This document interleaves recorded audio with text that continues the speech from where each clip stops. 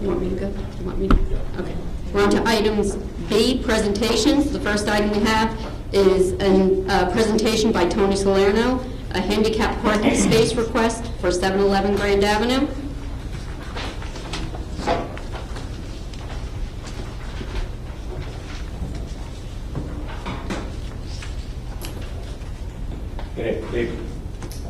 The handicap request came in as a need because there's no driveway. It meets all the state requirements. All the applications have been applied for and looked into, and recommended that we accept the application. Very good. Thank you. With council's approval, we'll prepare that ordinance and have it ready for introduction at the next council meeting. Thank you. Okay, our next presentation will be from John Kaplow.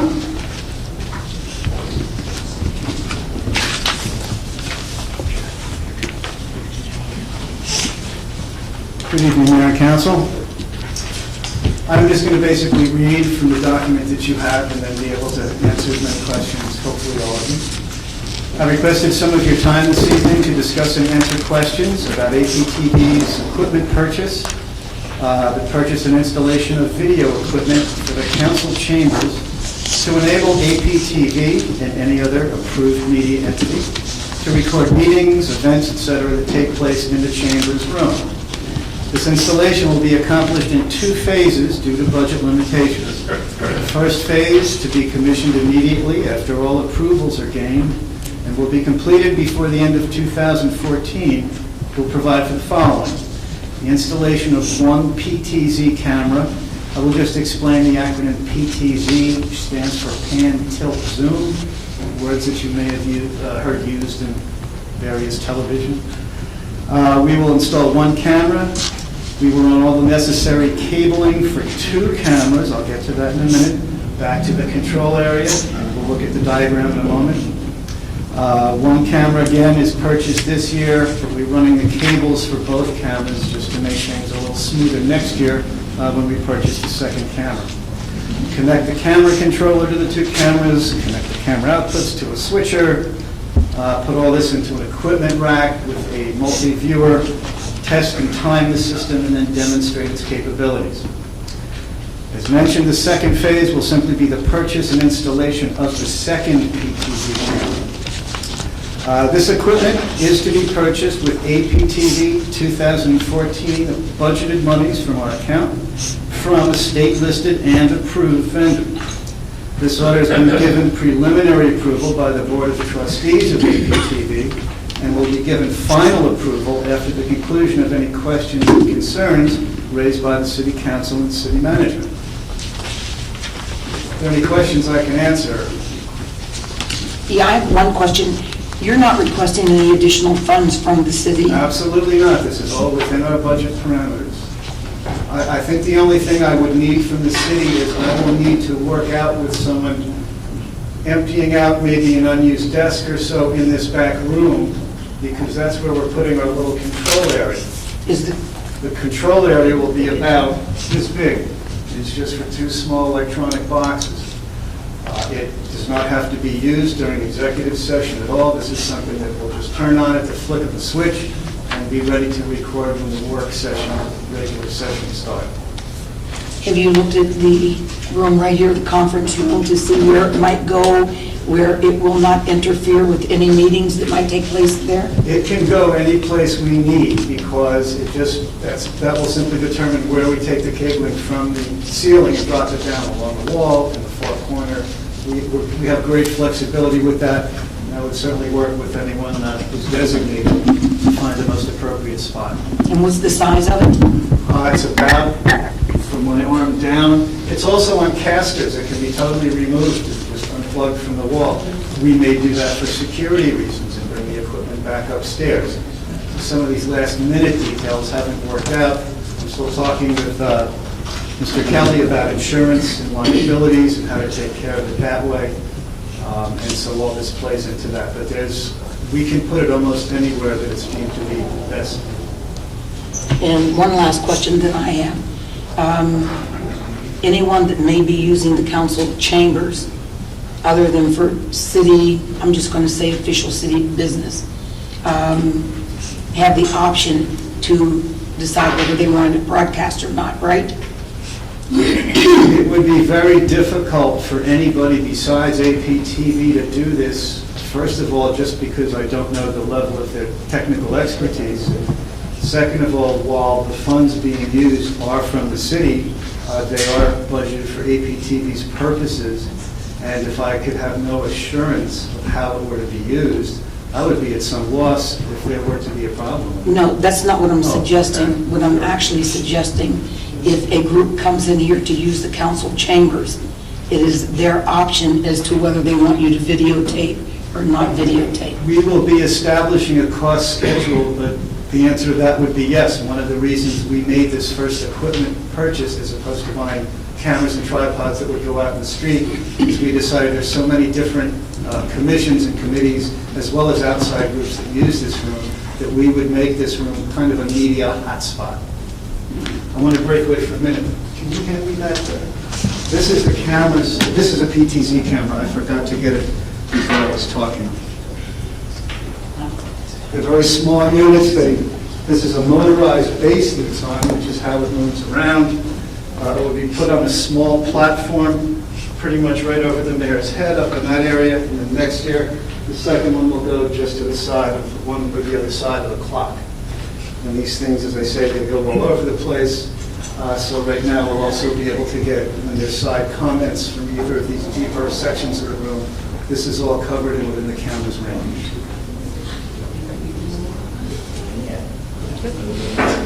All righty? Thank you very much for your time.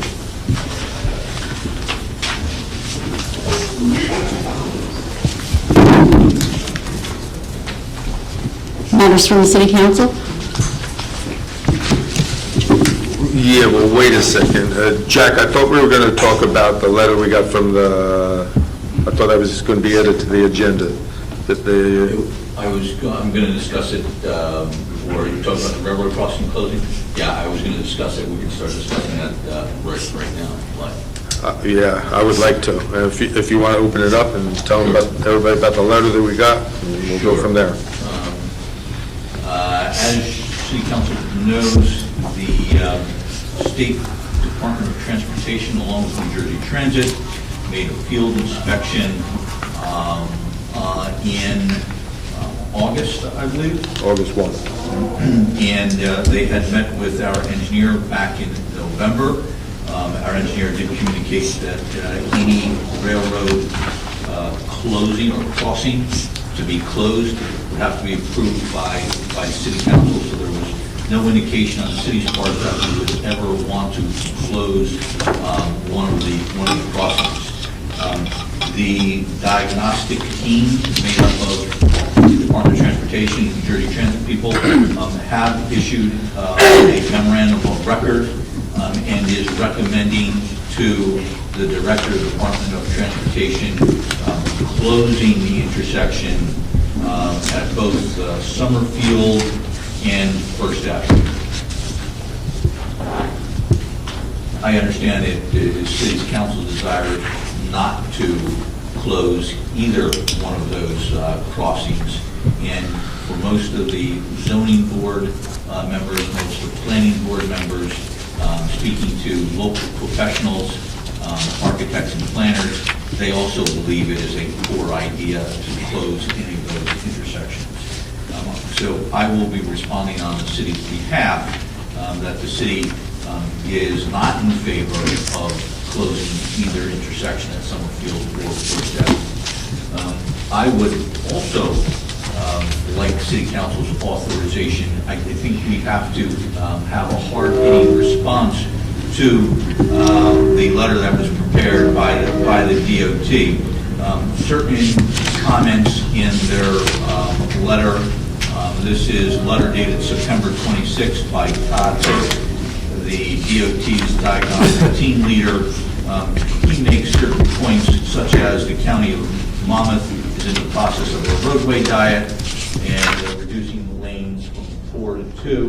And some people could interpret that the road diet is part of the reason why the state is recommending, along with the county, closing these intersections.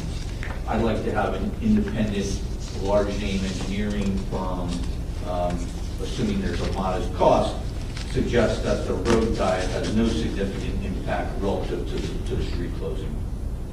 I'd also like to have City Council reach out to our local state legislators, and hopefully they would be in support also not to close any intersection. I believe if we were to provide them an engineering report saying that the county's road diet has no impact, they would also be in support. So there are several items that are mentioned. I believe the City Council has been all copied in this correspondence. If you haven't, I'll be sending an electronic copy tomorrow.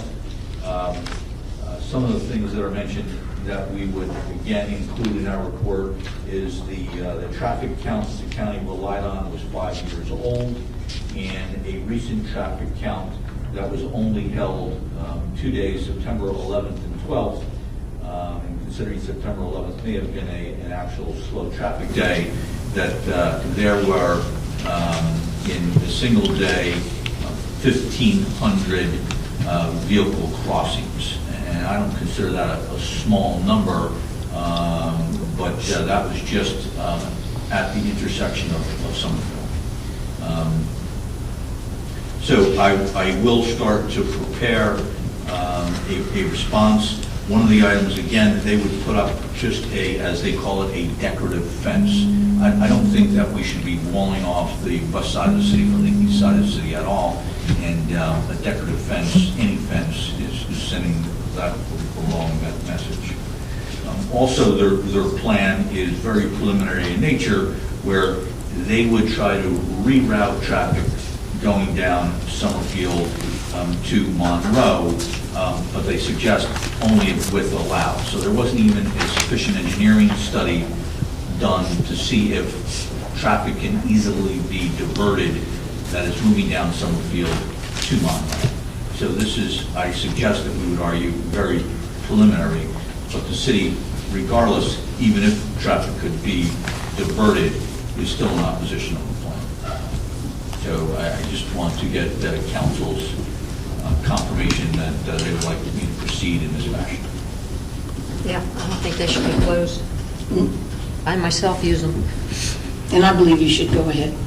I definitely agree, and when we met August the 1st, I felt like we walked into and we were sandbagged, where we were told things we didn't know before, and there was a lack of communication, some of it on our side, and Mr. Hurt keeps on referencing conversations between him and correspondence between him and our city engineer, and I asked you for a copy of all correspondence, and if that means we have to subpoena somebody's emails and get all emails, or we asked Mr. Hurt, which I think would be the most responsible thing to do, is like, look, we have a problem. Why not come down to Asbury Park and try to solve this with everybody?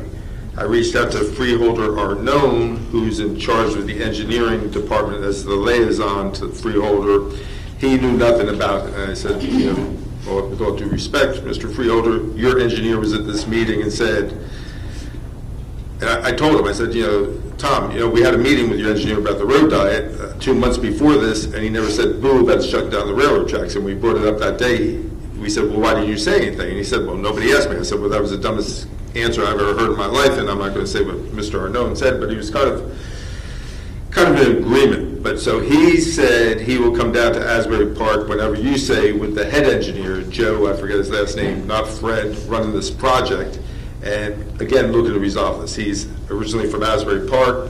It's not the mayor and council are against this, which we are 100%. It's also the police department. Officer Butler was there and said, no, this will hurt the police. The fire department, Battalion Chief DeLillo said, you're taking away 50% of our entrances to the Southwest District. You're putting people's lives at jeopardy. And we just can't stand by and let this happen because, okay, if they're shutting down Summerfield, they're going to have Asbury Avenue open, which if during the summertime you can't get up and down Asbury Avenue. Shut down Summerfield, Monroe will stay open, but then if there's a train here, both Bangs and Springwood are shut, so we're going to have one corridor to the southwest, to one quarter of the town. Police, fire, DPW was dead against it, saying, how do we plow this now? Where do we put the snow? It was a terrible plan. They were going on data 5 years old. It affects Thurgood Marshall School. They didn't even know there was a school 3 blocks down where we had a crossing guard crossing children. It affects the hardware store. The hardware store can no longer get deliveries off of Main Street because several years ago, the city made the street narrower. And so he cannot get deliveries off of Main Street. So he has to have a tractor trailer, same as Thurgood Marshall, come in off of Memorial Drive, down Summerfield, and they can't come in off of Grand because they weigh more than 2,000 pounds. So we're going to be putting businesses out. You got children going to school. Again, the August 1st meeting, it was just, to me, pitiful, but we found out there was a miscommunications that we didn't know all the facts that our engineer had walked every block and decided, again, now, Mr. Hurt saying, your engineer agreed to closing these 2 streets. So we should be asking him, show us the paperwork where he agreed, where our engineer is saying, no, I never agreed to that. So I want to see the correspondence. I have Joe Kuna forward me all the correspondence, all the emails. There are many emails, a lot of them in the email chain. I read them all. I will forward them all to City Council. If they are 100% of the emails, Joe never indicated he was in favor. In matter of fact, in more than one occasion, he referenced City Council would have to authorize this. I also don't see it in the correspondence from the state where Joe suggested he was approving this on the city's behalf. It was referenced that the city engineer did meet with them, but Joe was just trying to facilitate the study that they were doing. I agree. Mr. Hurt's hanging his whole case, which right now, he's got more power than we do, and he's hanging his whole case, and that our engineer agreed to it. So he has to provide us that information. Instead of us, we have 30 days to appeal. We're going to start the appeal process as soon as possible and tell them. But meanwhile, I would hope we can facilitate a meeting here with all the players and get all the emails and try to work it together with, especially since freeholder unknown, with the county, who he agreed. It has nothing to do with the road diet plan. And that should not be a factor in it.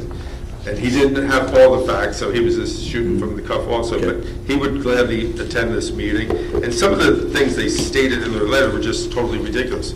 Well, one reason you should close down the street, like on the east side of Summerfield Avenue, we have the big railroad crossing with the exits, but on the west side, we don't. So if we paint them, then we don't have to close them down. I mean, his letter was pretty, pretty scary, but they're holding the gun to our head and say, we're going to do it, guys, unless you come up with a good appeal. And I'm not saying hire a professional at this point, but I'm saying let's have a meeting, and then if we need to be, and then if we have to go to court and get an injunction, that's where we're headed. Are you referring to the September 26th 8-page email that Todd Hurst wrote? Yes. Okay. And on page, well, he doesn't list the pages, but, oh yes, he does, page 5,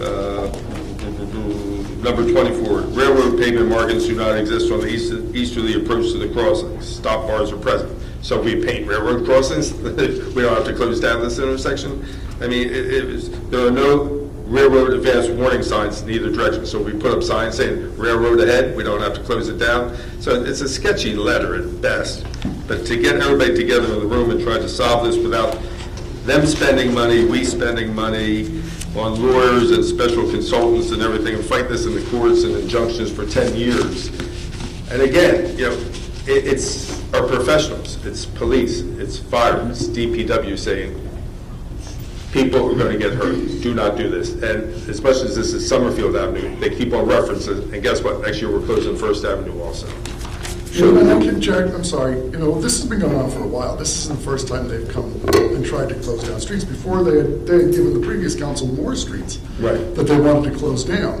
And yeah, you remember what went on with that whole thing. And I don't understand if there's some correlation between the road diet and closing these streets, well, what is it?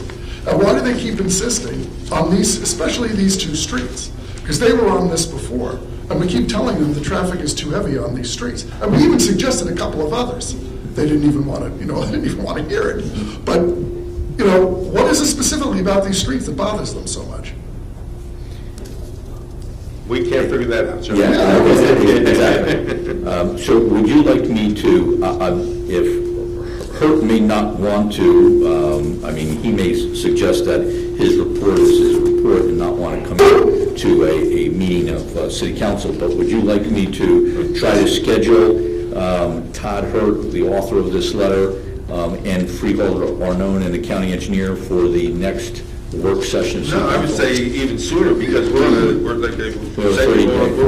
a tick-tock, the clock's ticking. I would call them tomorrow and say, can you make it Monday, and we'll have a subcommittee there. It doesn't have to be the entire council. When we met August 1st, I was the only one there, and I have no problem with another council person, but I think we're 100% united. We're all against this, so all five of us don't have to be there, so I don't want to waste time advertising, I don't want to waste time trying to find a meeting date. Let's get it as soon as possible and put the onus on that. And if he says he doesn't want to meet, well then when we go before a judge one day, I think that's going to come back to bite them. Okay. So You obviously like to be on this subcommittee. Oh, after the August 1st meeting, absolutely. Yeah. Would anybody else like to attend this subcommittee that I try to organize a meeting ASAP?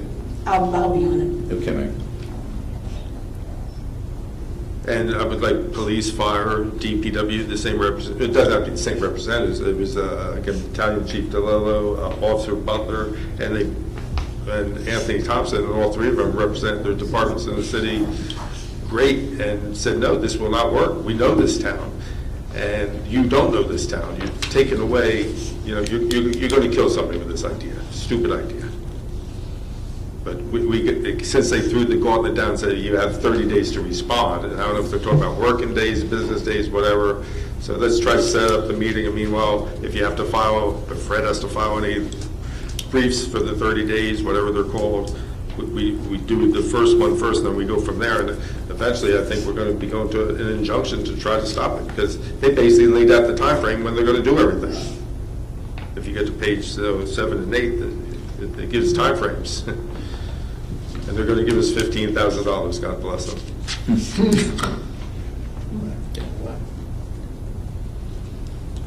Anything else, John? On that, no, but other things? I know we're all probably going to mention it. Monday there was a incident in Asbury Park. I would like to just take a couple seconds to acknowledge and thank officers Carl Christie, Johnny Washington, Tony Butler, and I offer and hope Officer Christie and Johnny Washington a speedy recovery. I would also like to thank every single one of Asbury Park's finest, be it police and fire, for the job they do 24/7, 365 days, and many times, myself included, we do not say thank you enough. So I'd like to say thank you to all of them, and again, a speedy recovery to the members injured. Thank you. Sue? I was going to say something similar to that, so I'll just feed right off of that. I think it's a job I can't even imagine doing. It's a job that, thank God, people like to do and feel that they need to keep our communities safe. And I too want to thank them for the job well done. The fact that they tried to talk the person down, that they tried other means before the person attacked the officer and then they had to fire the gun, I think shows great training on their part and great leadership on the part of the Asbury Park Police. So I want to also thank them very much. And kind of changing direction a little bit, Wesley Lake, there's going to be a Wesley Lake cleanup October 11th at 9 a.m. in the morning. We're going to be meeting at the first footbridge at the intersection of Lake and Emery. So I'm encouraging everyone, the lake's a mess, even though the weeds have been killed and the trash is still getting tied up on any weeds that are still existing there. So we're going to try and clean that up as well. And we have people from the Ocean Grove side as well as the Asbury side. So I encourage everyone that wants to just spend an hour with us on Saturday the 11th to do so, 9 a.m. That's it. Same. All the best to our police force, and those guys showed great restraint. If if you read what actually went on there. Just on a lighter note, the zombie walk is this weekend. Everybody come on out. Thank you, that's all I have. Well, I was the same, Tony, and the police department. Obviously, I hope you give them the entire council's thoughts for the two officers. I was also going to mention the zombie walk, so I don't know if, Jackie, are you going to get up and talk and just give the rundown during the public session? Congratulations on the COPS grant. So that was kudos.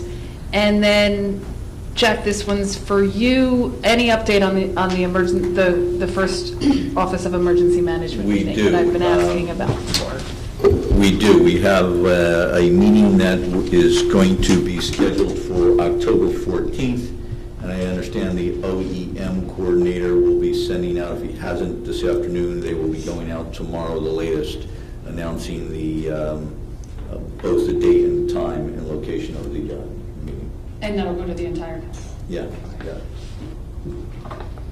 That's it.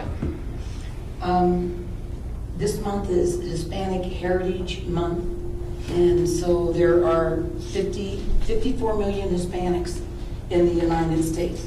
And I just want to say that we're a diverse community, and so whenever there's a monthly celebration, no matter what nationality, I certainly want to recognize that.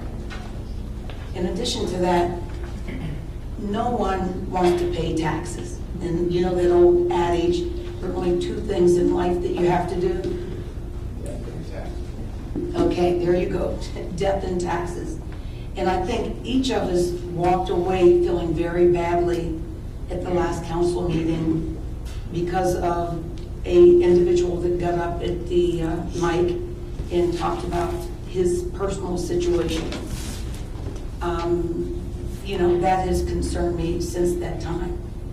I don't want to speak on that directly, but I know that all of us at some point or another have either missed paying a bill.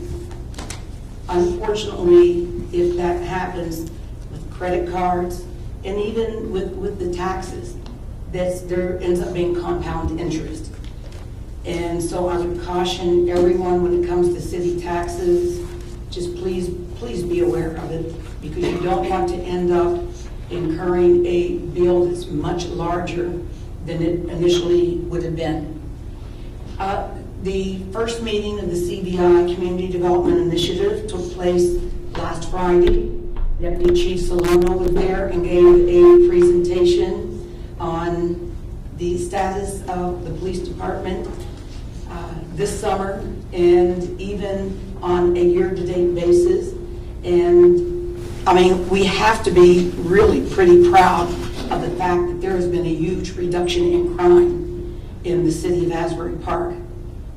I want to piggyback on what everyone said about the officers and their bravery.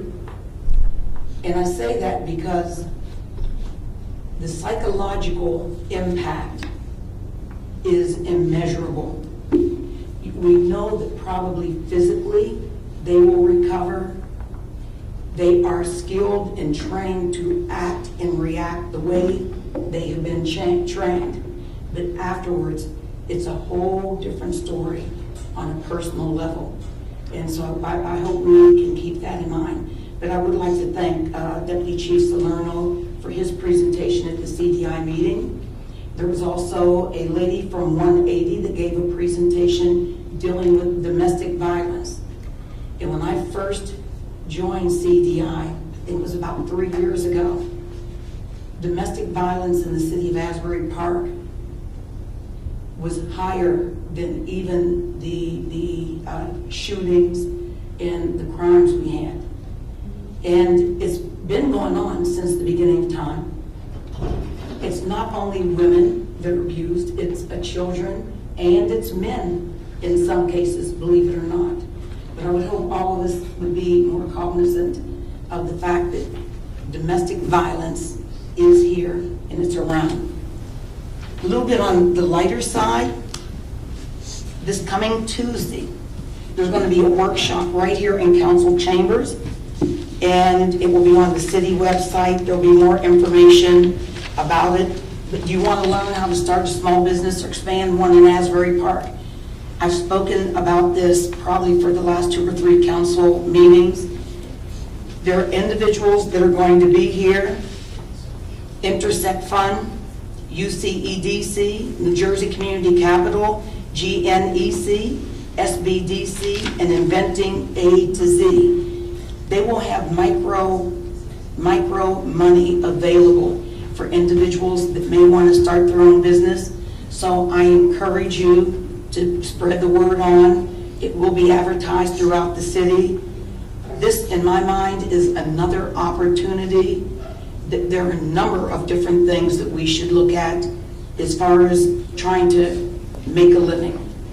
And that's it for me. Can I just add something? I probably shouldn't, but I've got to.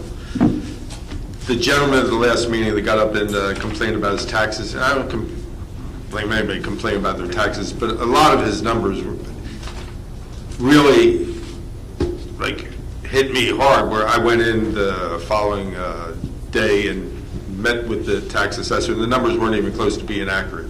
So, I mean, when people come to report numbers, they should be accurate. I mean, I think he said he went from 20,000 to 40,000. I think the truth, I'm going to be off, he went from 15,000 to 19,000. John, I would like to interrupt. I mean, you can go ahead, but I'd like to interrupt.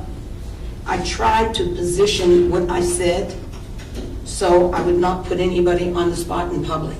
No, I understand that, but and sometimes people aren't accurate. We go back to like the summer when we were going to increase the fees for the boardwalk concessionaires. They say, oh, I'm paying $20,000 now, I'll go to $40,000. And guess what? They were paying $8,000, everybody going to $12,000. So it would be nice if we're going to get blasted by the audience, at least sometimes they were halfway accurate. And if not, it's very easy to investigate and find out. And the gentleman was corrected, was very thankful he was corrected. He misinterpreted his bill, which a lot of people did. They took the third quarter, multiplied it times 4, and thought that was going to be the total, instead of realizing the first 2 quarters were understated and the third and fourth quarter were more. So, he didn't do it on purpose, but he was appreciative of the fact it wasn't as bad as he thought it was. Thank you. For 1940, that's not too bad. No, that's not bad at all. Matters from the city manager? Yeah, 2 items, Council. I received a call from Reverend Johnson today. The Asbury Park Community Action Network would like to honor City Council for their participation in the Community Action Network on November 8th at 10 a.m. at one of their regularly scheduled meetings. Reverend Johnson asked if you all could attend. And also on Monday, October 6th at 11 a.m., we have a conference call that our Senator Beck set up between ourselves, her office, and New Jersey Transit to talk about the electrification of the New Jersey coastline and what that means to the city and what the roadblocks are to getting a direct access train from Asbury Park to Manhattan. Wait, what's the date and time of that call? It is 11 a.m. Monday, October 6th. I will forward the call-in numbers to City Council. So I can call in, Yeah. if I'm not there. Wonderful. Oh, fabulous. That's good news. Matters from the city attorney? Yes, just one matter. I wanted to let the public know that the council may be taking action tonight on one item that was addressed earlier during our executive session, and that would be a resolution authorizing settlement of a workers' compensation claim captioned Mark D'Onofrio versus City of Asbury Park. The matter involves a firefighter who suffered a concussion, and the settlement is in accordance with recommendations made by the attorney for the New Jersey Intergovernmental Insurance Fund, Eric Nemeth, and the settlement has been approved by the workers' comp judge, Honorable Patrick Roche. The amount is $27,288, and that's it. Motion to adjourn? So moved. Second. All in favor? Aye.